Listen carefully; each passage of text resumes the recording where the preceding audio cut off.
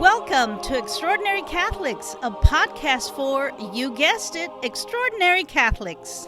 In a world with over 1 billion ordinary Catholics, the Good Samaritans of Vatican-free Catholicism are truly extraordinary, seeking to model Jesus' inclusive spirit and his discipleship of equals. Like Roman Catholicism, inclusive Catholicism possesses valid lines of apostolic succession and shares valid sacraments. 1 in every 10 adult Americans self-identifies as a former Roman Catholic. If we were to band together, we would form the second largest religion in America. In Mexico, over 1,000 Roman Catholics leave the church every single day. To learn more about inclusive Catholicism, please visit www.extraordinarycatholics.faith and join our Extraordinary Catholics Facebook group. And now, meet the host of Extraordinary Catholics, the pastor of Holy Family Catholic Church, the only inclusive Catholic community in Austin, Texas, Father Jamie Matthias. Welcome, Extraordinary Catholics. I am Father Jamie Matthias, pastor of Holy Family Catholic Church in Austin, Texas. We thank the special saints who helped make this episode possible. Bishop Jerry Broll of the Independent Roman Catholic Church in Wyandotte, Michigan. Bishop Kenny Von Fulmer of Solomon's Porch in Phoenix, Arizona, part of the Convergent Christian Communion. Bishop Theodore Feldman of the Sanctuary of Divine Providence in Birmingham, Alabama. Corey Hurt Montiel of Holy Family Catholic Church in Austin, Texas. And Very Reverend Ben Jansen of the Congregation of the Servants Minor in San Diego, California, part of the Progressive Catholic Church International. Looking to earn your wings? Visit dwy.io/podcast to join the list of saints who are stepping up to sponsor future episodes. Can I ask you a favor? Will you prayerfully consider sharing a quick rating and/or review of this podcast? You are a saint. And now let's continue our exploration of the theological foundations of inclusive Catholicism. In the last episode, we spoke of Adam and Chava, Adam and Eve. Ordinary Catholics tend to gloss over the stories that follow, which detail the fall of humanity into sin and evil. They gloss over Adam and Eve's children, Cain, Abel, and Seth, Genesis 4. They skip to the couple's great-great-great-great-great-great-grandson Noah, the 9th generation after Adam and Eve, Genesis 5, and his family, who were caught up in the universal flood myth, Genesis 6-9. After some more genealogy, Genesis 10, we have the Tower of Babel and more genealogy that brings us to the Patriarchs in Genesis 11. But before we get to the story in Genesis 12 of Sarah, the matriarch of our faith, and her husband, let's see if there are any lessons for extraordinary Catholics in Genesis chapters 4 and 5. Chapter 4. Adam and Chava were the two human creatures on earth now identified as male and the more evolved female, and they had 3 sons, Cain, Hevel, and Seth. Cain, Abel, and Seth. Cain, the oldest, was a farmer, and his younger brother Hevel was a shepherd. Hevel offered his finest firstborn lambs to God, and God was pleased. Cain offered God a harvest that was neither his first nor his choicest, and God was less pleased. The moral of the story: by a religious system interested in increasing its power and influence, you must offer your finest gifts to the temple, to the church. So the authors of this story paint Cain as bad from the start. And, as we'll see, he soon commits the world's first murder. Cain's motive for the murder of his brother? According to rabbis, it had everything to do with women. In her book, In the Image of God, a feminist commentary on the Torah, Judith Antonelli, associate editor of the Jewish Advocate, dissects the Hebrew text in light of Jewish midrash. The Hebrew language has a direct object marker called the et. Based on the number of times the et is found in Genesis chapter 4, verses 1 to 2, rabbis concluded that Cain had a twin sister and that Abel had 2 twin sisters.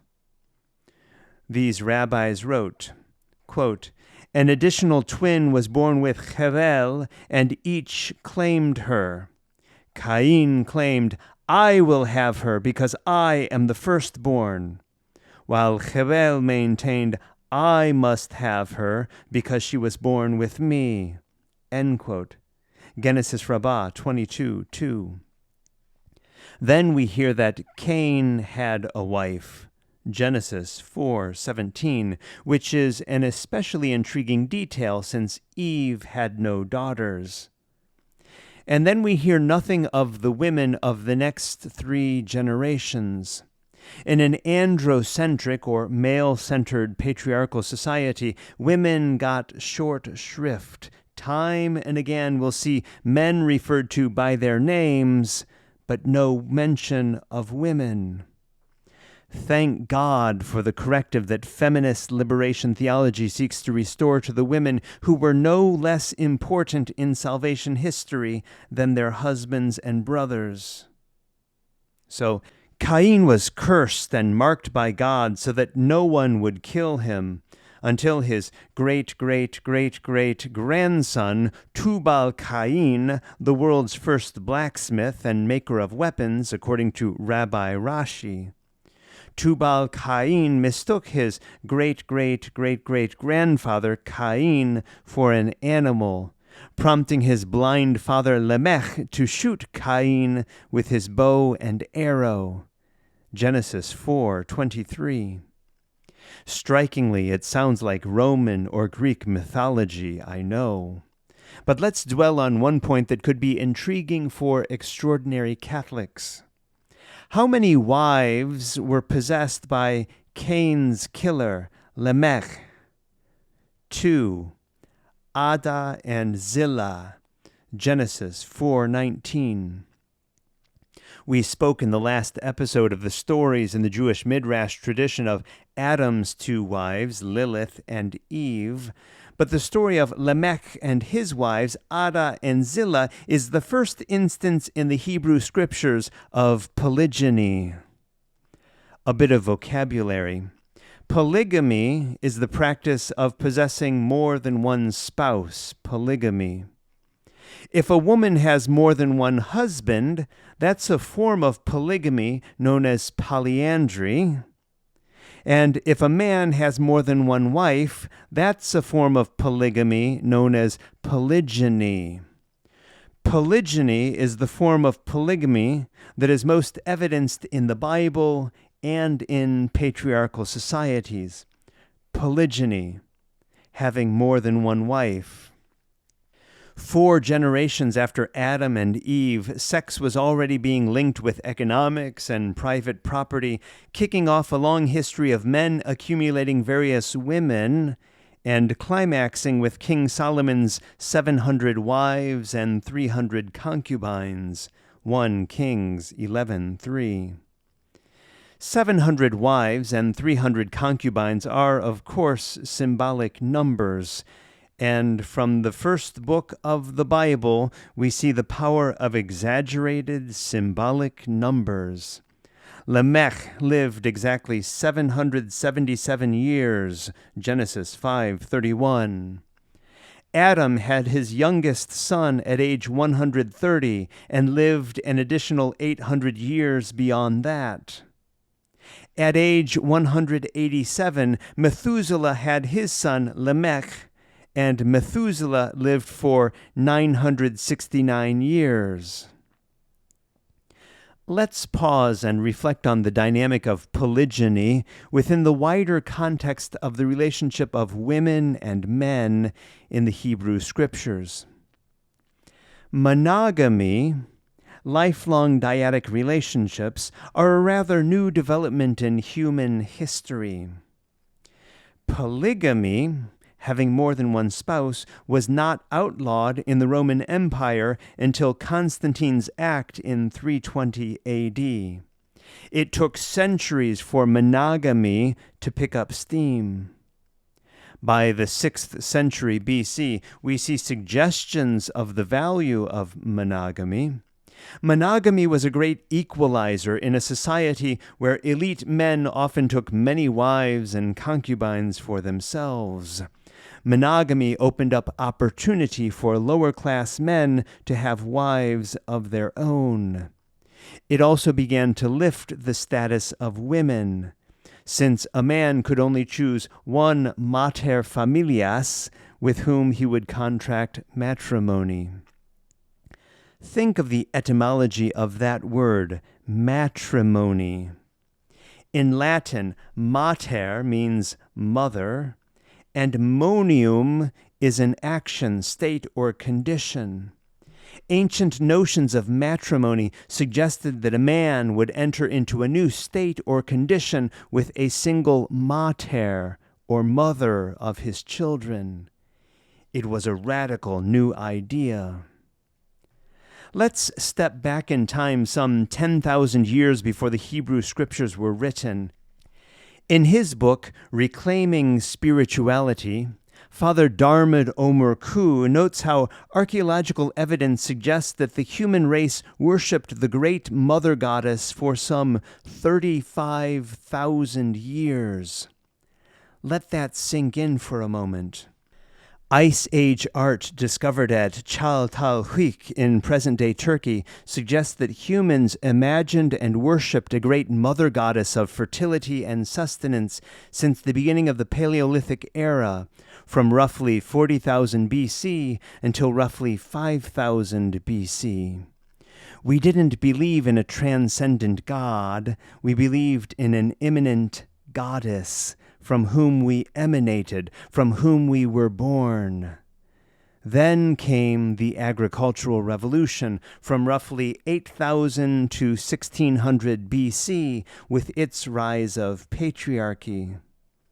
Think about this. Homo erectus emerged roughly 2 million years ago, so we lived in a world without blatant patriarchy for nearly 97% of our history as a human species. Patriarchy is a relatively new experiment in humanity. How did it arise? The favorable climatic conditions of the Paleolithic era led to a flourishing of rich vegetation from the soil. As humans, we started to learn how to farm, how to cultivate and dominate the land, and we began to settle down. Women's lives came to be defined for their role as wives and mothers. During this period, we literally see the domestication of women and their relegation to the private sphere of life. Men came to see themselves as possessing their wives and their children, and they came to believe that the only way of ensuring that their offspring were really theirs was to control and imprison their wives at home, away from other men. Patriarchal societies always have means of control and separation. In her work, Psychoanalysis and Feminism, British feminist psychoanalyst Juliet Mitchell writes, quote, "The sphere of reproduction is the place of all women in patriarchal culture. Men enter the class-dominated structures of history, while women, as women, whatever their actual work in production, remain defined by kinship patterns of organization. Under patriarchal order, women are oppressed in their very psychologies of femininity." End quote. And it's for this reason that women are hidden or absent in the Hebrew Scriptures and largely in the Christian Scriptures. In her article, Genesis and Patriarchy in New Blackfriars, Angela West concludes of women, quote, "Their perspective on history is that of the defeated. To identify the bonds of sex as the realm of women in history is merely to confirm what feminist discourse has already established, namely that sexual and familial structures are its principal terrain." End quote. During this agricultural revolution, we began to believe that we could possess the land and its produce, and greed set in. The more we had, the more we wanted, and if we couldn't get it legally, we would take it by force. Father Omorku writes, quote, "Tribal rivalries gradually assumed political status as land became a commodity for competition and aggrandizement. Thus was born the prototype of the nation-state, a concept totally unknown prior to this time. And as states became more autonomous and self-reliant, they also sought to conquer more and more land for their own wealth, comfort, and self-inflation. Thus were won the seeds of modern warfare, another phenomenon unknown prior to the agricultural revolution." End quote. Anthropologists are intrigued by the many anthropomorphisms that human beings create. We attribute human characteristics to objects, to animals, and yes, to our gods. So it was only natural that human beings began to create a god in their own image. Father Omorku writes, quote, "In the wake of the agricultural revolution, we adopted a different but no less anthropocentric approach. We conceptualized God in our own image and likeness as the supreme patriarchal father. The next misguided step was to assume that we could relate personally and intimately with that supreme being, which, in due course, justified us in becoming supreme ourselves. And from within this narcissistic will to power, we ourselves began to play God. We invented a religious ideology to lord it over others as we envisaged God did and would always do. What happened in the wake of the agricultural revolution was a highly convoluted form of idolatry, reducing, manipulating, and distorting the God reality into an impressive man-made idol, in whose name enormous pseudo-spiritual power was released to validate the human urge to dominate and control." End quote. In short, we became barbarians, conquering fertile lands for the cattle herds of our nomadic bands, and we worshipped a conquering God, Yahweh Sabaoth, the God of the armies, or the Lord God of hosts, if you prefer. The ancient Israelites found themselves at the crossroads of the Indo-European world. In her work, The Goddesses and Gods of Old Europe, Maria Gimbuthus describes the two poles in this way, quote, "The old European and Kurgan cultures were the antitheses of one another. The old Europeans were sedentary horticulturalists, prone to live in large, well-planned townships. The absence of fortifications and weapons attests to the peaceful coexistence of this egalitarian civilization that was probably matrilinear and matrilocal. The Kurgan system was composed of patrilineal, socially stratified herding units. One economy based on farming, the other on stock breeding and grazing, produced two contrasting ideologies. The Kurgan ideology exalted virile, heroic warrior gods of the shining and thunderous sky." End quote. These antitheses were the basis for the sheep and grain myth that we spoke of in episode 3, which we see exemplified in the Cain and Abel story of Genesis 4. Like Cain, the Kurgan warrior spirituality conquered, putting other spiritualities to the sword and casting the long shadow of patriarchy over the land. And lest we should think that patriarchal societies are a remnant of the past, even today, in many parts of the world, women are paid less on average than men for doing the same work. Justice would demand that we charge women only 79 cents on the dollar for everything that they purchase from their work. Even today, women in many parts of the world give up their surnames upon being married to men, raising their children with the surnames of their husbands, something that would only occur within the context of patriarchy. Even today, the parents of brides in many parts of the world share a dowry or pay for the wedding reception when their daughters are married, something that would only be expected within the context of patriarchy. In the Latino culture, parents spend thousands of dollars on the quinceañeras, the debutante balls of their daughters, something that makes sense only within the context of patriarchy. And yes, there are churches today that exclude women from leadership and from ordained ministry based solely on sex, something that could only occur within the context of patriarchy. Lest there be any doubt, the primitive Kurgan warrior spirituality is alive and well in our world, and even in some churches. This warrior mentality and its patriarchy also shaped the Hebrew scriptures.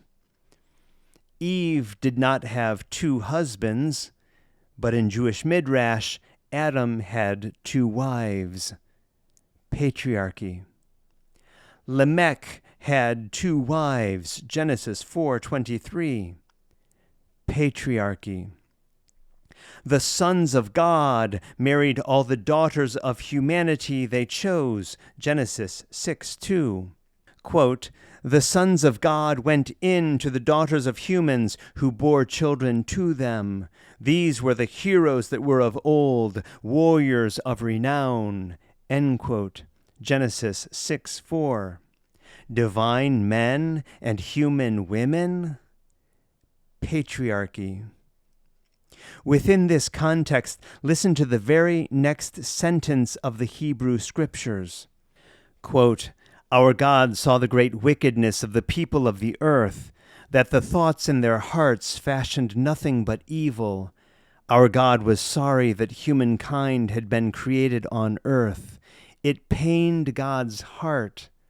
Our God said, 'I will wipe this human race that I have created from the face of the earth, not only the humans, but also the animals, the reptiles, and the birds of the heavens. I am sorry I ever made them.'"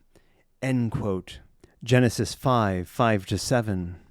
What wickedness are we talking about here? What wickedness was so pervasive in the world of our ancient ancestors that they imagined God regretting God's decision to create human beings in God's image? Guys, open your eyes. Humankind was deformed through violence, greed, and the desire for conquest. Humankind was in need of reformation due to its nascent sexism and patriarchy, which characterized the world in which the Hebrew Scriptures were now being written. Nowhere is this better symbolized in Scriptures than through the polygyny enjoyed by men in the opening chapters of Genesis. As monogamy, or better said, monogyny, began to arise in ancient Mesopotamia and Egypt, with men taking only a single wife, the idea persisted that men had the right to more than one woman, to a childbearing wife and to a sex object wife. It sounds crude, I know. I apologize to those offended by such words. Anthropologists suggest that humankind was emerging from a sort of sexual communism, perhaps best described in Robert Biffolt's 1927 work, The Mothers. Like other mammals, our very ancient ancestors had no sense yet of marriage or commitment, until clans started coming together, with a sort of marriage, if you will, between all the men of the clans with all the women of the clans. The technical term for this is polyandry with polygyny. Polyandry, the women of these clans now had relations with more than one man, and polygyny, the men of these clans now had relations with more than one woman. But lest you think that we evolved from polyandry with polygyny to monogamy or monogyny, instead we evolved in the direction of polygyny without polyandry. That is, men could have relations with more than one woman, but women could not have relations with more than one man. Yikes.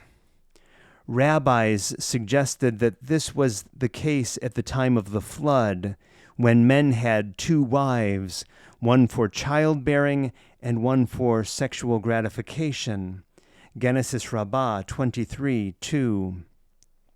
The Genesis Rabbah tells us that the childbearing wife was like a storehouse filled with produce, broader at the base and narrower at the top. Genesis Rabbah 18:3. The sex object wife, in contrast, was made to drink mashke akarot, a sort of potion that served as a natural means of contraception, so that, as Judith Antonelli suggests, men could enjoy their fetish for thin playmates with broad shoulders and narrow hips, a male physique in female form. Psychoanalyze that. Even the 16th century Sefer HaYashar suggests that pregnant women were an abomination and that the childbearing wives of the men in scriptures lived like widows without the companionship of their husbands. Sefer HaYashar 7. And so, in accord with this history of polygyny, we find the Midrash tradition of Adam's two wives, Lilith and Eve. In Genesis 4:19-24, we find Lamech with his two wives, Adah and Zillah.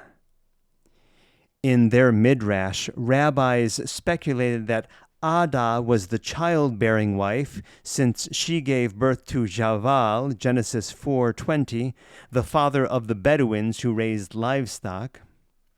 Adah also gave birth to Jubal, the father of all who play stringed instruments and pipes. Interestingly, Lamech's sex object wife, Zillah, later bore a son, Tubal-Cain, who exercised his father's profession of making copper and iron weapons until he was accidentally killed by his father, Lamech. Tubal-Cain also had a sister, Naamah, who was made famous for her marriage to a man named Noach. We often pronounce his name with a silent H, Noah, but the last character in his name in Hebrew is the same as the first letter in Hanukkah, Noach. Rabbi Rashi suggested that Adah and Zillah had no children after Lamech's killing of Tubal-Cain, partly due to his killing of Cain and Tubal-Cain, but also because they knew that any children would be destroyed in the great flood. Hindsight is 20/20, and the Genesis Rabbah suggested that Adam knew of the coming flood as well. According to the Hebrew version of the flood story, which we discovered during our exile in Babylon, 8 people survived the flood: Naamah and her husband Noach, and their 3 sons and their 3 daughters-in-law. Thus, Naamah carries on Chava's role, Eve's role, as the mother of all life. A tremendous woman, right? Perhaps, except for a conflicting, villainizing tradition in the Zohar Leviticus that Naamah was a demon who lived among the great waves of the sea, and who, like Lilith, seduced men at night, giving birth to demons and killing human babies. The misogyny. Let's correct that right now. Genesis 6:9 says that Noach was, quote, a righteous man and perfectly unblemished in his generation, end quote. Why should we think that his wife, Naamah, was any less righteous or unblemished? The thing that we, as inclusive Catholics, want to note about the flood is the view of women that is expressed in the story of Noach and Naamah. Leading up to Noach, the first 18 generations included men and women, sons and daughters. Genesis 6:1 says, quote, it came to pass when men began to multiply on the face of the earth, and daughters were born unto them, end quote. Then, what do we note about the relationship of Noach and Naamah? They had only sons. 3 sons, fitting with the patriarchal context in which the Hebrew scriptures were formulated. Various Jewish authors commented on this. Ben Kapara said, quote, the world cannot do without either males or females, yet happy is he whose children are males, and alas for him whose children are females. The world similarly needs spice sellers and leather makers, yet happy is he whose occupation is spice seller, and alas for him whose occupation is a leather maker. End quote. Baba Batra 16b. The implication? Those who bore sons were the spice sellers of the ancient world. They were more blessed, and those who bore daughters were the leather makers of the ancient world. The Genesis Rabbah tells the story of the father of Rabbi Shimon, who expressed a similar sentiment of a preference of sons over daughters. Rabbi Shimon said, quote, both wine and vinegar are needed, yet wine is needed more than vinegar. Both wheat and barley are needed, yet wheat is more needed than barley. When a man gives his daughter in marriage and incurs expenses, he says to her, may you never return. Think about this. The book of Genesis was written within the context of a society of patrilineal kinship and its outgrowth of patrilineal marriages. If you had a daughter, you lost your daughter to the household of her husband, and you lost the dowry that you gave to marry her off. In the ancient mind, the math was simple. Sons equal gain, daughters equal loss. We could point a finger of blame at ancient societies, except that we continue many of these practices today. A young woman takes the last name of her husband, and she raises her children who bear the last name of her husband, thus erasing the memory of her own family. And, though we have no dowry, isn't it an expectation in many places that the bride's parents will pay for the wedding reception? The wedding reception by the bride's parents is a dowry in modern guise. To be fair, Genesis 2:24 hints at matrilocal marriage. Quote, therefore a man leaves his father and his mother and cleaves to his wife, and they become one flesh. End quote. But we shouldn't misinterpret this passage or think for a moment that the groom moved in with his in-laws, which might be a fair trade for a dowry. And so, before we see an anthropomorphic God wanting to destroy humankind, we see the divinization of men in Genesis 6:2, where they are now referred to as the sons of God, who, quote, saw how beautiful the daughters of humanity were, and so they took for their wives whomever they pleased, end quote. Sheesh. The sons of God? The scriptures are not talking about heavenly angelic beings coming to earth. The scriptures are talking about men.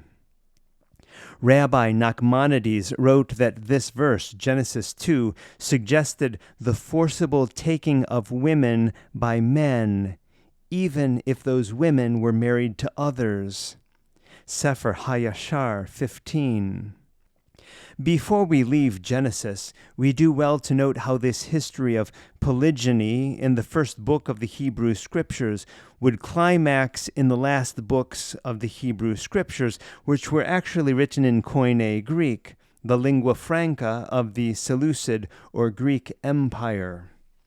Spoiler alert, the Seleucid custom of virgin rape, of the deflowering of Jewish girls by strangers, would spark the Maccabean revolt and the events of Hanukkah.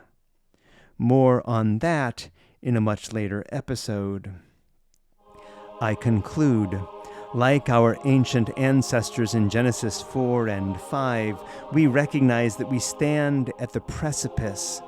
The stakes are high, and continued sexism and patriarchy, expressed in our domination of others and our domination of a fragile planet, our Mother Earth, have set in motion forces that may be no less destructive than the universal flood in the days of Naamah and Noach.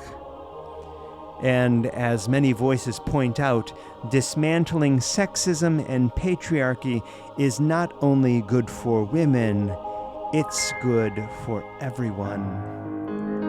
Inclusive Catholics, in their attempt to bring sacramental justice to this world, recognize the sins of sexism and patriarchy, not only in our world today, but how the sexism in our world is rooted in ancient notions of patriarchy, which, even though they took root during the last 3% of our history as humans, are indeed difficult to uproot.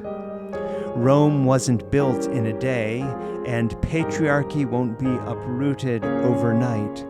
But all of us, extraordinary Catholics or not, do well to reflect on how it is that our own words and actions bolster patriarchy and or dismantle it.